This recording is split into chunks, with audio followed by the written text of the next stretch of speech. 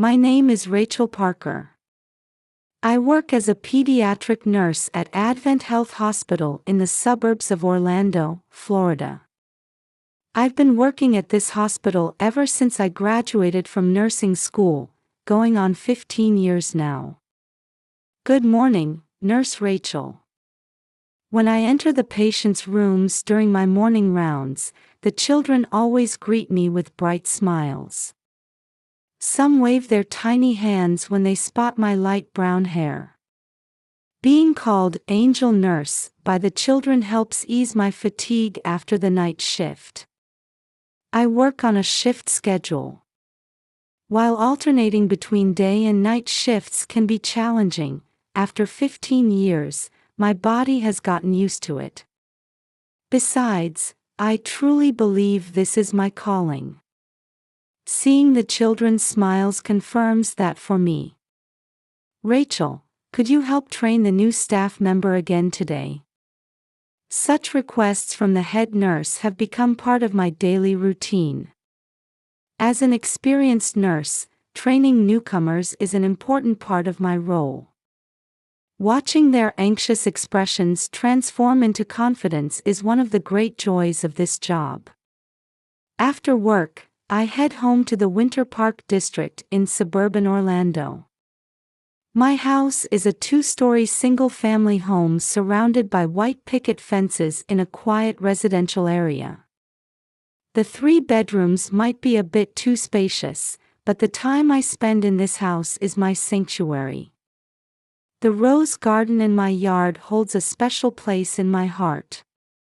Every holiday morning begins with tending to the roses. The sight of red, pink, and yellow blooms in full glory has become quite famous in the neighborhood.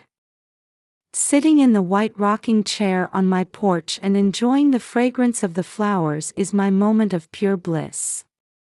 Brightening up my life is my beloved dog, Max, a 7-year-old golden retriever. Our morning and evening walks are an essential part of our daily routine, and he's quite popular with the neighborhood children. When Max spots children playing in the park and runs over to them with his tail wagging, I can't help but smile too. Rachel, are you ready for Sunday school?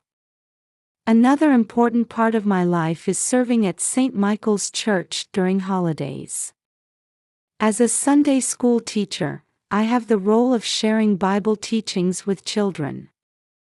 During Bible study sessions for kids, I strive to provide clear explanations as their leader. This year, I'm also serving on the Christmas pageant committee, and while the preparations keep me busy every day, it's something I truly enjoy. Looking forward to tomorrow's gardening club. Such greetings from my neighbor Mrs. Jones have become part of my daily life. At our monthly gardening club meetings, we exchange gardening knowledge with other members. Many people want to learn about my rose growing techniques, and I'm often asked for advice about horticultural therapy at local parenting groups. Your advice from the other day was really helpful. Hearing such words from mothers with young children makes me realize that my nursing experience is benefiting the community. Using my medical knowledge to address parenting concerns has become another important role for me.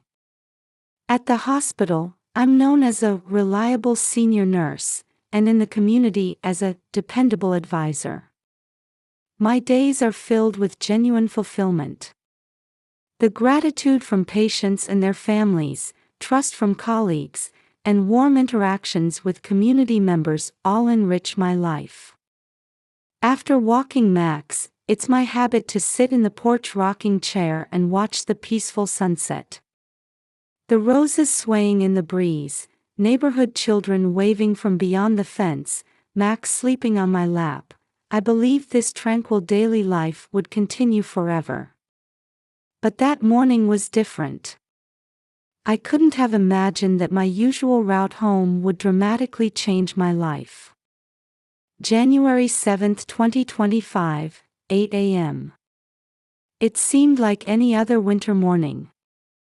As I left the hospital, My colleague Sarah called out, "Get home safely." After completing a 12-hour night shift, all I could think about was getting home to rest. Night shifts in pediatrics are particularly demanding. Children's conditions can change rapidly, so we can't take our eyes off them for a moment. Tonight, we had been busy from 2 a.m. until dawn dealing with a 3-year-old's asthma attack. While Florida winters are relatively mild, this day felt chilly. As I started my car in the hospital parking lot, the dashboard thermometer showed 45 degrees Fahrenheit. Usually, I wouldn't bother checking the heater settings, but this morning I turned it up a bit.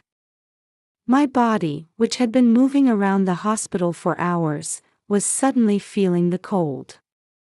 Gripping the steering wheel of my Honda CR-V, I could feel my fatigue as I drove along my usual commute route. When the traffic light turned red at an intersection, I couldn't help but yawn. But home was close now. After taking Max for his morning walk, I could finally rest. That thought brought me some comfort. The morning news was playing on the car radio. The forecast predicted calm weather today, with temperatures rising over the weekend. I was planning to talk about my newly planted miniature roses at Saturday's gardening club meeting. As I entered the Winter Park district, the familiar quiet residential landscape spread before me. The maple-lined street, the white church spire gleaming in the morning sun, the newspaper delivery boy on his bicycle, these daily sights usually helped calm my mind. The aroma of freshly baked bread wafted from the bakery on my right. Normally, I might stop for a muffin, but this morning I was too tired and drove past. Just 5 more minutes until home. That's when I noticed something was wrong. 2 police cars were parked in front of my house. The black and white Ford Interceptors seemed unnaturally bright in the morning sun. 4 uniformed officers were present, and several neighbors had gathered around them. The same neighbors I usually exchanged greetings with were now staring at my house with an unusually unsettled expression. What's going on? Trying to suppress my anxiety, I pulled over to the curb. I could see Mrs. Jones approaching from behind. Her usually warm smile was replaced with an unusually serious expression. Just yesterday, we had been enthusiastically discussing gardening, but now she seemed like a different person. As I got out of my car, a police officer approached. He was a tall man in his 40s. His badge glinted in the morning sun. "Are you Rachel Parker?" "Yes, I am." "Is something wrong?" I could feel my voice trembling. The officer's expression turned stern. I thought I saw a hint of sympathy in his eyes. "You're under arrest for suspected murder." Those words didn't feel real. I heard a ringing in my ears, and my vision blurred slightly. "Murder? What do you mean?" As I stood there confused, another officer approached. This one was a female officer with neatly arranged black hair and a serious expression. "The victim is your husband, Thomas Parker." "Husband?" The body of Thomas Parker, who went missing 3 years ago, has been discovered." Words caught in my throat. My mind went blank, and the surrounding sounds seemed to fade away. Through this haze, I felt the cold touch of metal on my wrists. It was the moment the handcuffs were being placed. The small clicking sound seemed to announce this surreal reality. There must be some mistake. As I started to say this, I heard Max barking from inside the house. It wasn't his usual cheerful bark. It was a sad, anxious sound, as if he understood the situation I was in. Max. The neighbor's stares felt piercing. Mrs. Jones covered her mouth with her hand, wearing an expression of disbelief. The Smith children were hiding behind their mother, staring at me. The gazes of people I had exchanged smiles with just yesterday now felt heavy. As I was being put into the police car, the sky seemed unusually blue. Through the back seat window, the familiar streetscape gradually receded. School children on their way to class turned to look, their expressions shocked. Some were children I often waved to. But now, I couldn't even wave. The uniformed elementary school students stood still, watching the police car I was in. The police siren echoed through the morning streets. The sound seemed to signal the collapse of my peaceful daily life. With each turn at an intersection, familiar scenes flowed past one by one. The church spire, the supermarket, the park, places that had shaped my daily life now seemed to belong to a different world. Upon arriving at the Orlando police station, reporters had already gathered in front. Led by officers through the flashing cameras, I entered the building. Walking down the air-conditioned hallways, I was finally trying to understand the situation. The fluorescent light's sterile glow made everything feel even less real. "I'd like to request a lawyer." I finally managed to say this just before entering the interrogation room. The female officer gave a small nod. I thought I saw a hint of sympathy in her expression. "That's your right." The door opened, revealing a small interrogation room. 2 chairs at a table. A large mirror on the wall. Presumably being watched from the other side. I could see a camera installed in the corner of the room. I had no idea what was about to unfold. The heavy sound of the interrogation room door closing squeezed my heart. Under the fluorescent lights, the metal table and chairs gleamed coldly. The wall clock showed 9:15 a.m. Just over an hour since finishing my night shift. In that time, my life had transformed into something like a nightmare. "Mrs. Parker." The detective sat across from me. He appeared to be in his late 40s, with tired eyes. On the desk were a brown envelope and a laptop. The female officer from earlier stood beside him. In the silence broken only by the sound of the air conditioning, the interrogation began. "On January 15, 2022, 3 years ago, your husband Thomas Parker went missing." The detective's voice echoed in the quiet room. Memories of that day slowly came back. That morning, when I went to make Thomas's coffee as usual, the moment I realized he wasn't there. Yesterday, a body was discovered in the wetlands outside Orlando. DNA testing has confirmed it to be Thomas Parker. My hands were shaking. Though the handcuffs had been removed, I could still feel their phantom presence on my wrists. The air in the room suddenly felt heavy. Based on the condition of the body, we estimate he was killed shortly after his disappearance. The detective pulled photographs from the brown envelope. While I wasn't shown photos of the body, pictures of the discovery site were laid out on the table. The wetland mud. The area cordoned off with yellow tape. The investigators. None of it felt real. "Your hair was found on the body." Those words took my breath away. "That's natural, we were married." My voice sounded uncertain even to my own ears. The detective, maintaining his expressionless face, produced another photo. 2 weeks before the disappearance, you and your husband modified your life insurance policy. The coverage was increased from $500,000 to $3 million. Next, a copy of the insurance policy was shown. My signature was indeed there. But the circumstances at that time were different. Thomas had suddenly proposed reviewing the insurance. That was because my husband suddenly. Are you exercising your right to remain silent? The female officer cut in coldly. I swallowed my words. How could I explain?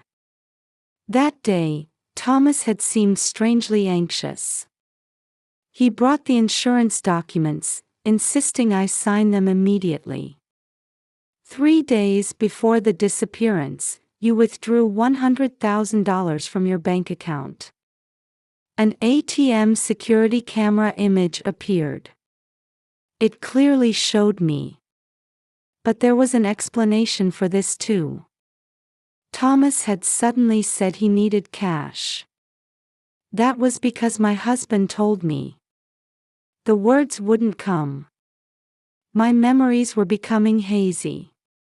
Why hadn't I questioned it at the time? The events from 3 years ago felt distant, like they were hidden behind a fog. The Johnson couple from next door have testified. They heard a heated argument between you and your husband the night before his disappearance. Fragments of memory from that time came back. Yes, there had been an argument. But it wasn't started by me. Thomas had suddenly become angry. Trying to remember made my head hurt. Through the window, I could see the police station courtyard. Several patrol cars were parked there. Officers walking back and forth. Scenes I would normally pass by without notice now seemed unnaturally vivid. And gradually, I was beginning to understand the gravity of my situation. The interrogation continued until noon. During that time, the same questions were repeated over and over. With each answer, my words felt more uncertain. It was as if there were large gaps between my memories. Thomas's behavior in those last few weeks now seemed strangely unnatural. This concludes today's interrogation. When I was finally released, my cell phone was filled with countless missed calls and messages. Most were from unknown numbers. New notifications kept arriving each time I opened the screen. When I left the police station, a crowd of reporters was waiting. Camera flashes, microphones thrust toward me. Reporters' questions flew at me like shouts. Their voices surrounded me like a swarm of bees. Mrs. Parker, what was your motive for killing your husband? Was the $3 million insurance money your goal? Is there a possibility you harmed hospital patients? Are the children in pediatrics safe? Each question stung my heart like a needle. My lawyer guided me to a police car, but the questions continued. From the car radio, local news was playing. A shocking case has come to light this morning. A trusted local nurse has been arrested for the murder of her husband who went missing 3 years ago. The victim's body. Opening the messages on my cell phone, I was hit with a storm of online abuse. Murderer nurse, devil in angel's disguise, hypocrite who endangered children. My familiar photo was being shared from account to account. It felt like my life was being torn apart online in an instant. And then, the email from the hospital. Its contents were as I had feared. You are hereby placed on administrative leave until further notice. That single line felt like a denial of my 15-year career. Messages from colleagues kept coming in. Most expressed disbelief. But some had a cold, distant tone. Years of trust seemed to be crumbling with an audible sound. I don't want her near my child. Such messages from patients' families too. It felt like everyone who had trusted me was suddenly distancing themselves. Everything I had built up as a nurse was collapsing like a castle made of sand. When I returned home, the neighborhood was already in chaos with media presence. A local TV station's van was parked in front of Mrs. Jones's house. There were no children playing in the yards, and an ominous atmosphere hung over the street. The people I had exchanged greetings with just yesterday were nowhere to be seen. Max looked at me anxiously. Even our usual walks wouldn't be normal anymore. Even the rose garden looked different from this morning. It felt like my peaceful daily life was crumbling away like a lie. Outside the window, camera flashes continued to light up. And in my mind, Thomas's puzzling behavior in those last few weeks was slowly beginning to take shape, like pieces of a puzzle. The truth came to light 2 weeks after my arrest. The reality was more shocking than imagined. The incident traced back to 3 years ago. Thomas had fallen into an affair with Ashley Bennett, whom he met at the upscale bar, Blue Moon. He had promised her, a young and attractive bartender, a dream future. A luxury apartment, brand items, an extravagant lifestyle. However, behind this lay massive gambling debts. His casino losses were mounting daily, and the pressure from loan sharks was intensifying. Cornered, Thomas conceived a plan for insurance fraud. Thomas's plan was meticulously detailed, my lawyer said, spreading out piles of documents. First, he took advantage of you being the life insurance beneficiary. He had the coverage increased from $500,000 to $3 million. Documents bearing my signature were shown one after another. Bank withdrawal records. Insurance policy changes. All had been part of Thomas's careful planning. He manipulated you skillfully. The insurance review, the bank withdrawals, all under the pretext of future investments. Then came his elopement with Ashley. He planned to fake his disappearance, have the insurance claimed, and start a new life with that money. However, the following 3 years were an unimaginable hell for Ashley. Thomas's true nature emerged soon after moving into the South Beach apartment. The documents contained Ashley's detailed testimony. It started with subtle control. Restrictions on going out, forbidden friendships, phone monitoring. Then gradually, the violence began. I became terrified of even the slightest sound, Ashley's testimony continued. Just hearing a door open would make me tremble. His mood would determine whether I'd face violence that day. He threatened to find and kill me if I tried to escape. I heard this almost daily. The debts kept growing. Thomas, trying to strike it rich through gambling, became increasingly desperate. The pressure from loan sharks intensified, and all that stress was directed at Ashley. Everything fell apart a week ago. Thomas had begun planning another insurance fraud scheme. This time, he was targeting Ashley's life. He had planned to take out a life insurance policy on her and stage her death as an accident. The frame-up against me was part of that plan. However, that night, the violence started again. The assault was more severe than usual. Ashley sensed that she would be killed. With the knife I had hidden for self-defense, it happened in an instant. In a panic, Ashley made the worst choice. Then she came up with the idea of pinning the crime on me. She disposed of Thomas's body near my house, creating a perfect cover-up. My lawyer showed new documents. The cover-up was remarkably thorough. It began with manipulating public opinion on social media. She created multiple anonymous accounts and gradually tarnished my reputation. The strange behavior of a nurse who lost her husband, abnormal attachment to children, baseless rumors were systematically spread. Next came the fabrication of physical evidence. She collected hair from my hairbrush stolen from my home and planted it on the body. She edited images cut from photos of Thomas and me from 3 years ago, creating and spreading pictures online that suggested suspicious relationships.